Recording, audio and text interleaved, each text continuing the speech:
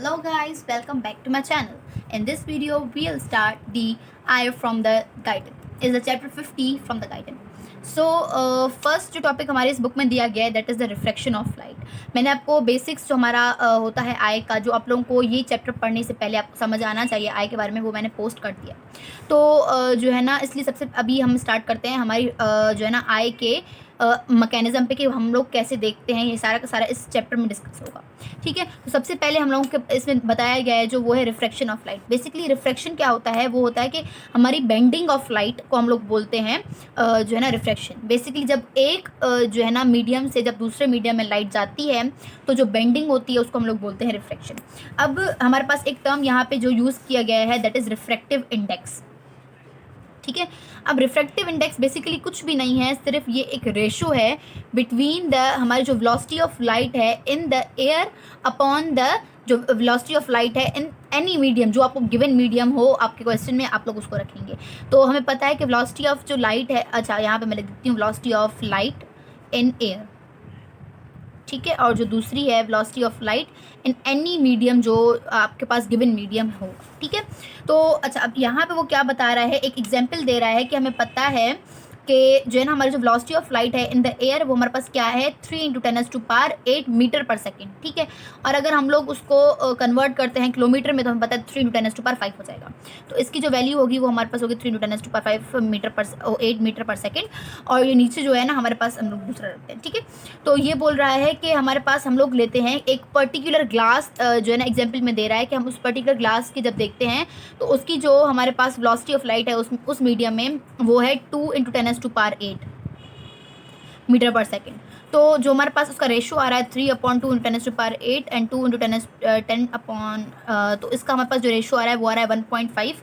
तो इस हिसाब से वो बता रहा है कि उस पर्टिकुलर मीडियम में जो हमारे पास मतलब ग्लास में जो हमारे पास रिफ्रैक्टिव इंडेक्स होगा वो होगा 1.5. ठीक है, तो ये हमारे पास हो गया. इस वाले में सिर्फ यही बता रहे हैं. उसके बाद आते हैं हमारे नेक्स्ट में कि जो refraction of light at an interference between the media with different refractive indices. अब वो बोल रहा है कि जैसे हमारे पास एक हम लोग प्रिज्म लेते हैं तो अब या कुछ भी ऐसा ले लेते हैं. फॉर एग्जाम्पल अब ऐसे करें कि ये पानी का ग्लास है, इसमें पानी पड़ा हुआ है और ये बाहर जो है ना मीडियम है मतलब एयर है. लाइट आ रही है. लाइट जब भी एक मीडियम से दूसरे मीडियम में एंटर होती है तो सिर्फ और सिर्फ दो चीज़ें होती हैं. ठीक है, एक ये होता है कि उसकी जो है ना वेलोसिटी जो है ना वो डिक्रीज़ हो जाती है, वेलोसिटी डिक्रीज़ हो जाती है. और दूसरा क्या होता है कि वेवलेंथ जो है वो जो है ना उसकी शॉर्टर वेवलेंथ हो जाती है. ठीक है, तो इसका मतलब क्या हुआ, इससे एक और जो कंक्लूजन निकलता है वो ये है कि velocity is directly proportional to the wavelength. बाद हमें इस फिगर का रेफरेंस दे रहा है. अब इस फिगर में आप देखें क्या हो रहा है, वो बोल रहा है कि जहाँ पे लाइट की जो रेज होती हैं वो परपेंडिकुलर होती हैं टू द सरफेस.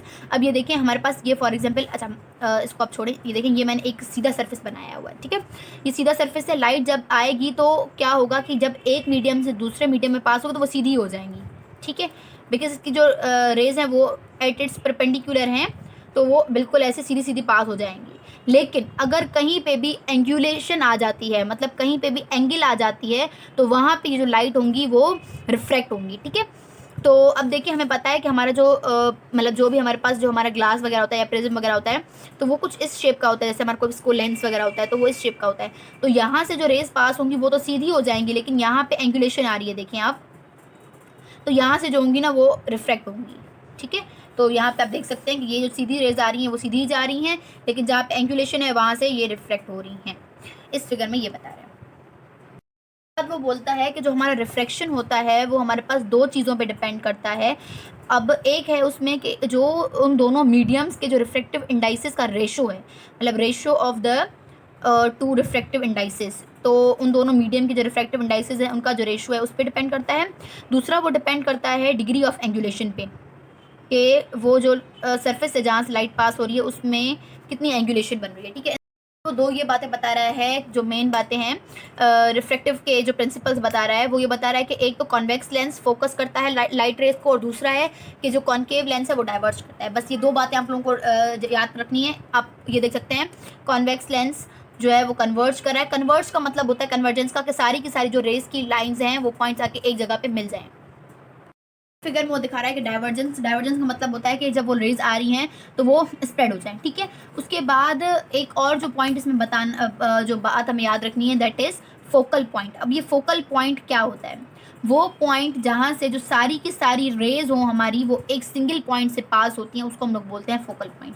तो सारी की सारी रेज हमारी एक पॉइंट से पास हो, हम उसको बोलते हैं फोकल पॉइंट। ये हो गया। अच्छा, अब देखिए ये कैसे होता है कि देखिए ये सारी की सारी रेज आ रही हैं, उसके बाद ये आके कन्वर्ज हो रही हैं, तो ये जो सारी सारी यहाँ से पास होंगी तो उसको हम लोग बोलेंगे फोकल पॉइंट। उसके बाद दूसरा जो होता है हमारा वो होता है फोकल लेंथ। अब मैं यहाँ पे एक डायग्राम ड्रॉ करूँगी, आप देखें, ये मैंने डायग्राम ड्रॉ की। अच्छा, अब हमारे पास वो दूसरा है फोकल लेंथ, जहाँ से हमारी एंगुलेशन स्टार्ट हो रही है रेस की, वहाँ से लेकर up to the focal point जो डिस्टेंस होता है उसको हम लोग बोलते हैं फोकल लेंथ, ठीक है। तो ये दो टर्म्स आपको क्लियर होनी चाहिए, एक है फोकल लेंथ, दूसरा है फोकल पॉइंट। फोकल पॉइंट वो जहाँ से सारी की सारी रेस क्रॉस करे, एक सिंगल पॉइंट है, उसको हम लोग उस पॉइंट को हम लोग बोलते हैं फोकल पॉइंट। फोकल लेंथ के जहाँ से डिग्री ऑफ एंगुलेशन स्टार्ट हो रही है up to that the point of the focal point, up to the point जहाँ पे सारी की सारी रेस एक पॉइंट पे आ रही हैं और मिल रही हैं, उसको हम लोग बोलते हैं फोकल लेंथ, ठीक है। उसके बाद ये मैंने आपको दिखा दिया कॉनकेव का भी। अब हम आते हैं कि उसने दो हमारे पास इस वाले में पैराग्राफ में जो इसने एग्जाम्पल दी हुई है, में वो एग्जाम्पल दे रहा है कि एक हमारे पास है स्फेरिकल लेंस, दूसरा है सिलेंड्रिकल लेंस।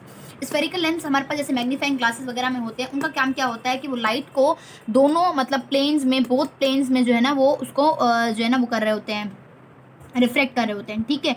तो दोनों प्लेन से मतलब हमारे पास फ्रॉम टॉप टू बॉटम या फिर हमारे पास एंटी अपोजिट, मतलब जो ऊपर से नीचे और हमारे पास साइड से भी, दोनों एजेस से भी उसको जो है ना रिफ्लेक्ट कर रहे होते हैं हमारे स्फेरिकल लेंसेज। लेकिन जो हमारे पास सिलेंड्रिकल लेंसेज होते हैं, जैसे कि हमारे पास जो मतलब जो सिलेंड्रिकल लेंसेज होते हैं वो हमारे पास जैसे कॉनकेव या कॉन्वेक्स जो ये होते हैं, ये इसके एग्जांपल्स होते हैं, वो एक ही प्लेन में जो है ना कर सकते हैं, या तो वो टॉप टू बॉटम कर सकते हैं या फ्रॉम एजेस कर सकते हैं। लेकिन उसके बाद वो एग्जाम्पल दे रहा है इस वाले डायग्राम में कि अगर हम लोग दो सिलेंड्रिकल लेंसेज को, हम लोगों ने क्या बोला, सिलेंड्रिकल लेंसेज सिर्फ एक प्लेन में कर सकते हैं, लेकिन अगर हम दो सिलेंड्रिकल लेंसेज को एट 90 एंगल पे रख देते हैं तो वो भी एज अ स्फेरिकल लेंस काम परफॉर्म करना शुरू कर देंगे, मतलब कि दोनों प्लेन्स में लाइट को रिफ्लेक्ट करना शुरू कर देंगे। अब कैसे, अब देखिए यहाँ पे हम लोगों ने एक रखा हुआ है हॉरिजॉन्टल, एक रखा हुआ है वर्टिकल में, एक रखा हुआ है हॉरिजॉन्टल में। जो हॉरिजॉन्टल वाला होगा ना वो क्या करेगा, कन्वर्ट्स करेगा या रिफ्लेक्ट करेगा लाइट को from top to bottom, horizontal वाला, जबकि वर्टिकल वाला जो होगा वो कन्वर्ट्स करेगा फ्रॉम द साइड्स, ठीक है। तो हमारे पास क्या बन गया, हमारे पास एक स्फेरिकल लेंस बन गया, ये इसमें बता रहे हैं।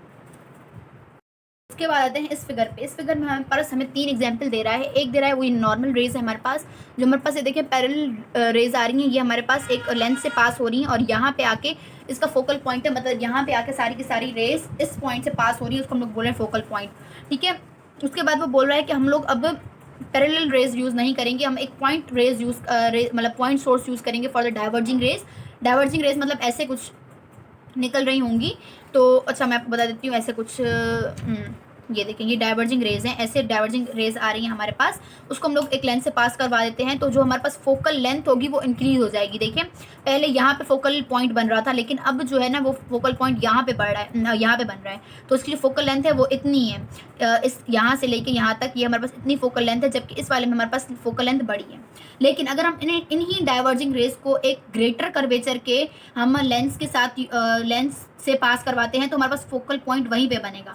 अब ये जो हमारे पास फेनोमेना है हम लोग एकोमोडेशन में भी देखेंगे कि हमारे पास जब हमें एकोमोडेट करना होता है, जब हमें सामने वाली चीज़ को देखना होता है, तो हमारा जो आईबॉल होता है वो अपना कर्वेचर डिफरेंट कर लेता है वो हमारे पास है कि जो इमेज बनती है हमारी कॉन्वेक्स लेंस से, तो उसमें क्या होता है कि हमारी जो कॉन्वेक्स लेंस जो इमेज बनाता है वो आप याद रख लेंगे, एक होती है अपसाइड डाउन होती है, मतलब अगर इसका हेड यहाँ पे है तो हमारे पास जो इमेज बनेगी वो यहाँ पे बनेगी, और जो उसकी टेल है वो मतलब यहाँ पे है तो वो हमारे पास अपोजिट साइड पे बनेगी, अपसाइड डाउन बनेगी, और उसकी जो साइड्स होंगी वो रिवर्स हो जाएंगी, राइट वाला लेफ्ट पे हो जाएगा, लेफ्ट वाला राइट पे हो जाएगा।